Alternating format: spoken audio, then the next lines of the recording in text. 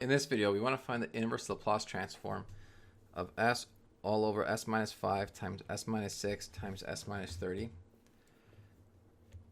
So let's begin. First, notice that this is a very long denominator, and I want to break this up into fractions. So we're going to use partial fraction decomposition.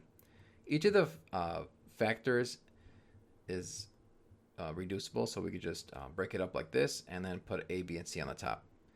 And the first step will be to multiply everything by the denominator to get to this long expression.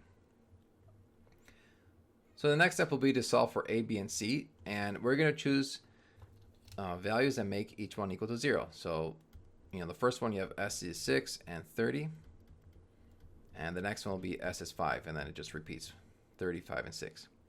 So these are the values we're going to pick, and we'll just go in order. So smallest one is 5. Plug in s equals 5 to get that a is 1/5. Plug in s equals 6 to get b is negative 1/4. And then we plug in s equals 30 to get c is 1/20. So now these guys are going to go on top of these fractions. So this is what it looks like. Okay. Finally, we can look at the inverse Laplace transform of each. So starting off with the formula, 1 over s minus a is actually all of them. If you look over here, all of them are basically 1 over s minus a. So in general, that's just going to be e raised to the at power. The first one is 1/5 s minus 5. So a is 5, and the 1/5 comes outside to get 1/5 e to the 5t.